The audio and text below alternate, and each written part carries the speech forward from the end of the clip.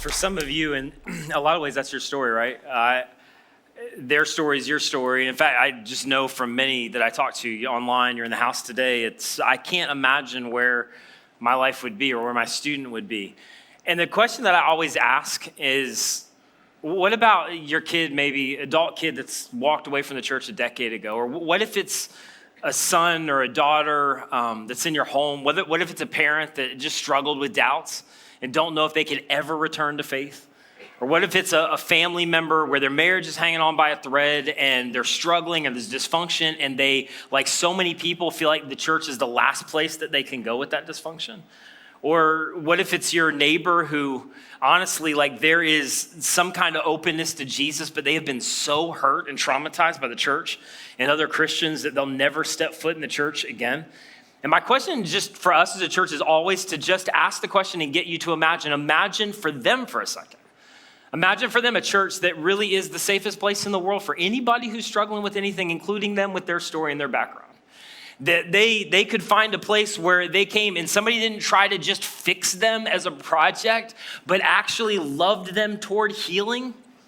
Like imagine for that person or those people that come to the forefront of your mind, and most of us have those, especially if you're a follower of Jesus, that they experience the church as welcoming, accessible to every single person imaginable. Not just people that we deem as okay in church world with our checklist, but every single, and welcoming, accessible doesn't mean just that you get a seat, right? It means you get to play a part. Because that's how you reconnect in relationship or connect in relationship with Jesus. Or imagine for them a church that really was a church that was diverse, multiculturally, multiracially, multi-ethnically, multi-generationally, where people from all walks of life, not one segment of culture, not this homogenous just kind of like country club thing, but all walks were seen and heard. Because you guys know this, right? The message of Jesus is for the world. For God so loved the world. Or imagine for them for a second that they really could. There was a church that it was progress at your pace. And rather than walking in the door and getting a veiled, you're welcome, but then here's the list of 7 things, get your junk together, or, here's behavioral modification crammed down your throat, that they actually instead experience community. They experience family. And this is a crazy idea. And that was the thing that actually inspired them to follow Jesus. Or what if, like, you imagine a church for that person or those people that you know about, where the church for them, in a culture where the church is anything but known for this, was known for loving their neighbor radically. Radical generosity, rather than like who they vote for. Political party, the latest crap that they're boycotting, and evangelicalism, or all the stuff they're against. But instead the church, imagine a church for them that was known for loving their neighbor from every side, every walk of life, every background. And so I just want to say all that to say that is the church that you are creating. And specifically, if you are like involved in this, blood, sweat, tears, you serve, you give, like you're in the trenches. I just wanted to say to you for a second, if you're online today, seriously, with all the sincerity, thank you for what you are created. This is a microcosm. This is a small segment of the lives that you are changing, but it is significant. And in a culture where more and more a church like that is unique, you're doing something really, really special. And you're reaching people literally that nobody else is reaching in our community. And it's been our whole goal from the very beginning, unapologetically, that we were going to set out to create a different kind of church. A church that would be, as we put in our language, an alternative to church as usual for all people. And when we meant all people, there was no qualifiers. It was really all people. In fact, the guiding verse for our church, and by the way, I'm not going to preach a message, so chill. Like I'm going to be quick and I'm going to be done, okay? So one time, in fact, I'm just giving you one verse today, so you're welcome.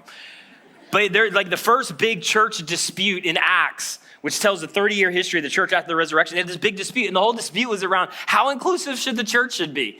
Who should we let in? Like how open should we be? Like how confident are we that we don't have to lean into behavioral modification? Jesus can change any heart in any life. Like how much do we believe that? And in the middle of one of these meetings, James gets up and he makes this profound statement that should be the marching orders for the church in every generation. It's been a guiding verse for us, because here's what he says when all of them are arguing back and forth. He just gets up in the middle of the meeting. He's like, listen, here's what we need to do. Do not make it difficult. For in their context, Gentiles, or in our context, do not make it difficult for people who are what? Turning to God. In every generation, in every community, in every city. Or basically, Make it as easy as possible for people to say yes to Jesus. In fact, the biggest barrier for the church should not be all the stuff they're against, or here's the 13 rules, or here's the latest thing that we boycotted, or it should be the biggest barrier for the church should be somebody else's decision of whether they're going to say yes to Jesus or not.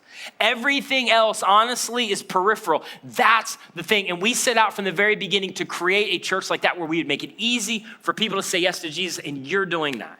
And I just want to say in a couple minutes that we believe with everything in us that this is in some way strategically our time as a church to make a generational impact on this city and this community. In fact, for us as a church at least, over the next year, there's some potentially historic things coming for us as a church that are massive. And I don't know if you know this, but we have some of the most exceptional volunteers that you'll find anywhere. We have over the last couple years, by God's grace, no overstatement, some of the best marketplace and educational leaders that have joined our staff and taken massive pay cuts to do it because they so believe in what God is going to do through this city. And that for whatever reason, God has given us a unique stewardship of a unique vision and ability to reach people that nobody else is reaching in our area. There's not many churches where people walk in active atheists and agnostics and eventually begin a relationship of following Jesus, and you're doing that on the regular. And we believe that God has incredible things up ahead for us. In fact, we're a part of a church network called ICN, Irresistible Church Network. It launched out of Atlanta and North Point, and a mentor of mine, Andy Stanley, and we're a part of that church of creating churches like this around the country. And I'm a part of, leadership teams, and we're heavily involved as a church with them. And so recently I invited some of that leadership team in to go, hey, there's a verse called in Proverbs that says wisdom in a multitude of counselors. And so I just said, hey, I want your eyes. Do you see what we see in terms of the potential and the opportunity of what God's doing here in this city? And what they said back to me, some of legitimately the greatest leaders in the country in terms of ministry said, hey, I think that you guys have uniquely been given an opportunity to impact an entire region where you're at. And then they said this, and I will not forget that. I shared this with our staff several months ago. They said, make sure that you steward it well. And so our whole goal is to steward what God is doing through us well, believing that honestly, there is incredible things up ahead to reach some people nobody else is reaching, but we need every single CC'er. And if you're not a follower of Jesus, you don't have to do any of this. But my hope is this is actually an incredible day for you to be here, because my hope is you'd get a little glimpse of what we hope the church would be for you. But if you're a CC'er and you're a part of this, our hope is that you would imagine a church with us. Because it is so easy to be impacted, do the deal, follow Jesus. That was incredible. And then within a couple of years, you just kind of forget and becomes insulary. In every church, the gravitational pull is inward. And you start forgetting about all of the people on the outside who've never experienced what you experienced. So that we would imagine continuing to create a church like this, and that every CC'er would engage. And I want to encourage you to engage around 4 things real quick. And I'm going to be done. The first one is, over this next year, my challenge for you as a follower of Jesus and a CC'er is that you would invest and invite somebody. And for many of you, it would be more than one somebody.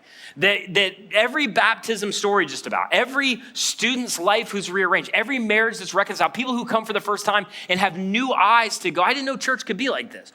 Almost always, 80% of the time, they were personally invited by somebody. In fact, generally somebody's personal relationship with Jesus or reigniting a relationship with the church begins with a relationship with one of his followers. And come on, we live in a cultural moment where there's a lot of Jesus followers that look nothing like Jesus. You have an incredible opportunity in your city. And so I want to encourage you to invite. And it doesn't have to be a hard invitation. It is, my life may still be a mess. I don't know a lot. John said, I keep getting the Joseph mixed up. I don't even know. But I'm just telling you, something different is happening in your usual church experience. Maybe it hasn't been good. You need to come and see. So over this next month, honestly, you have an incredible opportunity. Thousands are going to show up on Saturday for Winter Wonderland. This is an incredible opportunity to connect with people, but it's an incredible opportunity to reach our city and community. All throughout our Christmas series and Christmas Eve services is an incredible opportunity to invite other people. Let's think outward. Let's not think like a country club church. This is not about us. And so I want to encourage you to invest and invite. And come on, can you imagine if every CC'er did this over the last year, the multiplication of these stories that we'd see, that we would get to be a part of? Invest and invite. Second thing I want to encourage you to do unapologetically is that you would financially be generous to your church if you call this your church. And if you don't, you're like, I don't, bad experience. All the churches want is your money. If I had experienced what you experienced, I'd probably feel the exact same way. So here's what I'd say. You can come here your entire life and never give a dime. And guess what we'll do? We'll just keep investing in your family. We'll just keep anchoring the gospel in the heart of your kids. We'll just keep being there if your marriage falls apart. We will do everything we can to help you thrive in a relationship with Jesus because it's not about that. But we as followers of Jesus get the privilege to be a part of this movement and this message to the world. I mean, Jesus was so clear. Where your treasure is, there your heart is. And wherever your heart is, your treasure is. That what you care about, ultimately you invest in. And one of the things that last year I'm so grateful for is we had 261 people for the first time began to give financially, which is an incredible thing. But I'll just be straight with you. We're growing faster than our finances can keep up. And so we need people to step in. And if you're one of the hundreds, like my family and others who've given, who've invested consistently, I just want to say again, with all the sincerity, thank you for what you are doing. Because every single one of those stories of life change, you become a permanent part of that story forever. You are a part of making that happen. So I just want to challenge you over this next year, what I talk about all the time. In fact, I gave you a challenge a few weeks ago. Pick a plan, pick a percentage, make it a priority. Pick a plan. I'm going to support my local church financially. Pick a percentage so that it is consistent generosity. It's not just you're surprised at the end of the year. And then give it as a priority. It is seek first living. And watch what God does. I challenge you to take God seriously. For some of you, you're just getting started out. So just give up a couple Starbucks and an Amazon package and just go, I'm going to invest in this. I'm going to watch what God does over this next year. And here's the last thing I want to say on the subject. We have some historic things coming up for our church. Bradley kind of mentioned it, but in our CC Kids environment, like right now, as I'm speaking, we're at 80% capacity every single week. And even when we're like 70 or 60 here, depending on the week, we're still filled up over there. We are at about a 45 to 60% kids to adult equivalent, which is double the national average. We're reaching so many young families. We are out of space. If you're a small group leader who's been in a small group with 25 kids, you know what I'm talking about. That is not a small group. That's a big old class that is not manageable. And we're running out of space. There's been times where we're at 90% capacity. And so it's an issue. And then in adults, we're increasingly moving in that direction. We actually moved into this facility full-time in 2020. And now as things have begun to kind of normalize after the pandemic, we are beginning to fill up again. And there's many weekends we're at 80% plus in our adult services. And if you know anything about facilities, that's the magic number. You get there and it starts to become crisis. And over this last year, certain Sundays, we're up several hundred people year over year. So extrapolate that out over the next couple of years. We have a big problem. So here's our solutions. There's two, and we can kind of choose which one we want to do. The first solution to our space problem is stop inviting people. So just forget number one, stop inviting them. It's too much of a headache. And if you would stop, it would be less stress on our staff. And stop inviting them and having them love our church. It's just too much, specifically in the kids' environment. In fact, drop kids off at another church with more space and you come, but it's too much. So that was the first option we came up with in our brainstorming. Just stop inviting people. So ignore number one. But that's not a good option. Then the second option, which I think is a better option, is we have to create more space. And so we have initial plans to create more space. We've been working on for years. We've gone through multiple iterations of this, trying to get the most economical, because we're not a church that's into building buildings. We're into building people's lives. And that's not a cliche, it's true. So how can we be as economical as possible? So we have an initial plan that we hope to start this next year to expand and build out our kids' space, because it's already tough. We will be at crisis mode a year from today. Just mark it down. And we know we're moving quickly at that in terms of adults. So we have another plan that we've worked years to try to figure out, because we didn't want to build another building, to actually retrofit this space with stadium seating and ultimately double the capacity. And so all that to say, the other thing I want to consider for some of you is a year-end gift. And year-end gifts have nothing to do with this year. It has everything to do with how we launch next year. And our hope is to get this to initial blueprints to be able to present to our church sometime first, maybe second quarter of next year. And so a year-end gift will go a long way into us being able to make that happen. If you're a business owner, you got donor advised funds, this might be the thing that you're looking for. But consider giving a year-end gift. And then for the rest of you, consider being a planned percentage priority giver this next year. And last thing, I think I said, this is the second time I've said last thing on this, but last thing on this, now move on. We think a lot of the church in terms of intervention, right? Somebody's life's falling apart, the church intervenes. I think we're good at that as a church. We do that all the time. But what we need to begin to realize is the church needs to also be about prevention, not just intervention. And when you give a planned percentage priority giver, not just spontaneous, when you feel it like consistent, like my family, over 10%, I'm not asking you to do that. That's just what I've done or what I was taught to do. I give it first. And God has blessed so many times. And there is nothing greater than being a part of those stories of life change. But when you do that, it creates a generosity stream that allows us to not just focus on intervention, but prevention. Have you ever thought about the fact that we get the chance to keep some marriages from getting to the place where they're hanging on by their last thread? That we get a chance to invest in students maybe before they get to that place where they are knee deep in depression and in a place where they're not sure if they have any worth. That we're able to anchor the truth of Jesus in the heart of a kid, that maybe they avoid some of the church trauma that you experience. We're not just about intervention, we're about prevention, and we get to be a part of that when we give. So I want to encourage you, invest in Invite, give financially to your church if you're a part of this. And the last one, I'll go quick. I want every CCer to volunteer as a bridge builder if you believe in this. Every CCer. Volunteer somewhere. And you've heard me say this for years. We talk about bridge builders because I hate, maybe that's too strong a word, but I hate when people are like, oh, I'm just a volunteer. No, you're not. You are a conduit for the power of God. That there is nobody that just volunteers. I mean, you heard the story earlier about in the parking lot. This dude's risking his life every week to park cars. It's a big deal. But seriously, I've said this for years, but I'll tell you, we don't just park cars here because you can't park. Though some of you can't park. What we do out in the parking lot is we're answering the one question that everybody is answering in our culture, and that is, do you care? Do you care? Do you care? And we're answering that long before a message is preached on the stage. We answer that in the parking lot when a car drives. We do not just get together in community groups and have refreshments and bad coffee. That's not what that's about. We get into community groups because we are letting marriages know in those contexts, it is not over for you. We're anchoring the heart of somebody who's deep in addiction or just feels like God has no plan for their life. It's in the context of community where they begin to experience God work in their life. That's what community groups are about. And come on, we do not tolerate students here. You've heard me say this. Too many churches tolerate students. We invest as much money and staff as we can in students because we are raising up a generation of culture shapers. In a culture where so many students are leaving the church, not on our watch. And we're not babysitting kids. If you want to babysit a kid, go somewhere else and volunteer. If you want to volunteer, we don't babysit kids. We anchor the gospel of Jesus in their heart. And they may not see how big a deal that is. They might see it at 25 when suddenly it goes off the rails. And that anchor of God's love is relentless. It is unending. It never runs out. That was anchored in them by a small group leader 15 years before, maybe the thing that sustains them. That's what we do.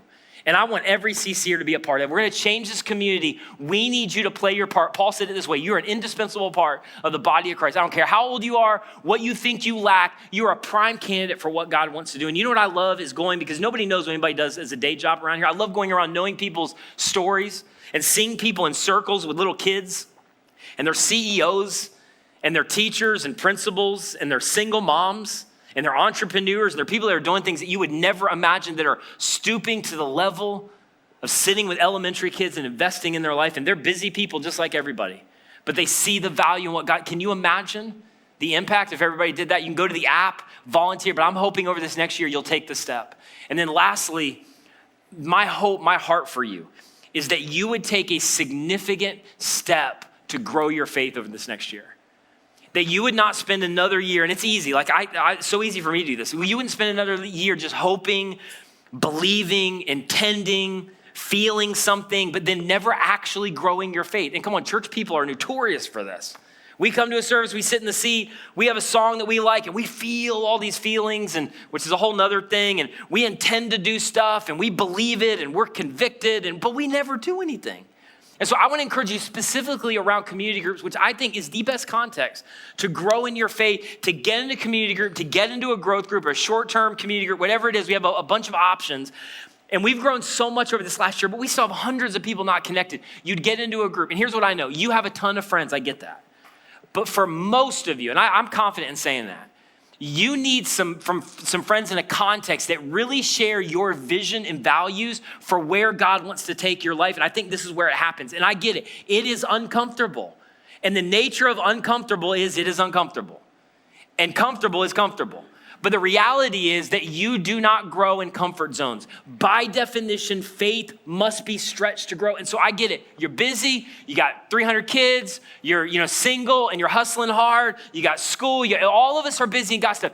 I just say this with confidence. You should rearrange your life. You should quit some stuff. You should make this a priority, and you should watch what God does in the process. And our hope, thank you. No, I'm going to let that play out for a second. Thank you for that one courageous person. And come on, our hope is that church friends would become best friends. And for a lot of us who've been a part of this, that's true for us. And I have a lot of friends outside the church. I think that's healthy. My best friends are church friends, man. We do life together. We share the same values. We're pushing each other toward following Jesus. And that you would meet people just like you. And I get it. You've tried this 7 times. It hasn't worked. I get it. So what? Try it again. Do it until you find it, but get into community, stretch and grow your faith. And I am seriously going to end with this. You have no idea. We have no idea what hangs in the balance. But here's what I do know. That God has uniquely equipped us. And if you don't play your part, I'll make it specific to you. If we don't play our part as a church, there will be some people who will never, ever engage the church. And consequently, they'll never engage Jesus. And you've been placed where you've been placed, and our church, for whatever reason, has been placed where we have been placed with a unique kind of opportunity and a unique calling to reach some people that nobody else is reaching. Let's play our part well. Let's steward it well. And come on, some of you believe this with me, and this is why I'm so passionate about this. We believe that Jesus is the hope of the world. We believe that Jesus can transform any life, and some of us have gotten a front row seat to see that. That he can redeem any past. I had a guy stop me right before I was coming on stage first service, literally. And he's like, I met you a few months ago, and the first thing out of my mouth was, I just got out of prison. He's like, I've been embarrassed for several months that I told you that. He's like, I just felt like if you're coming to church, you should just lead with that. And I was like, that's awesome. But I just tell you, I never blinked an eye at that. Because this is the best place for you. And he went on to tell me that over the last months that he's gotten involved in a community group and he's begun to serve and God's begun to transform his life. We get a front row seat to believing that God can redeem any past, that he can give any individual a first, second, or 50th chance. Because his love is relentless. It is unending. And it never runs out. And so let's not just be a church that talks about marginalized, hurting people with doubts, or people that are just stagnant in their faith. Let's actually reach them. Let's actually give our lives away. Let's actually, the value of your life at some level, to quote a mentor of mine, is going to be determined by how much of it you give away. Let's give away our life. Let's be the church that we actually care about our city. We actually believe that everybody lives forever somewhere. We actually believe that Jesus is the hope of the world. And we have no idea what hangs in the balance, but we know this next year, there's going to be a bunch of people baptized. And that there are going to be kids for the first time who are going to raise their hand and they're going to place their faith and trust in Jesus. And it's going to anchor their life for the next 5 decades. And students for the first time are going to know that God has a meaning and a purpose and a plan for their life. We are stewards of the greatest message on planet Earth. And so often the church has gotten in the way of that message. Let's get out of the way. Let's remove every barrier. Let's just make Jesus the lead story. And I believe we will turn, whatever our run is, I'm hoping for me the next decade or two, we will turn a region, maybe beyond, upside down with the message of Jesus. But we need you to be a part of that. So, will you engage? Will you engage? Will you be a part? If you would, stand with me, and I just want to pray over you and over us as the team comes, and we're going to close it out. Jesus, I just pray right now for however this stirs. This is going to sound a little insensitive, but for those of us who are followers of Jesus, I pray that you would not let us rest until we join you on mission. That you have a hope and a future for us. You have given us a destiny, a plan, and that to live our lives outside of it is kind of insane. And so we surrender and we commit to following you. And God, I pray with everything in me and in us that we would lead a movement here that would not be about us, it would be about Jesus, and that we would turn a city, a community, a region upside down. That's the thing that you've placed on our heart. And as we're about to sing, we believe that you can be taken at your word, that you're going to do it, that you are able to do immeasurably more than we could ever ask, think, according to the power that is at work in us. And so we give you praise and glory for what you have already done, and we look with vision and expectancy and hope to the level that we're willing to be obedient for all that you're going to do in the future. And so, God, do your thing, get all of the glory, and we pray this in Jesus' incredible name. Amen.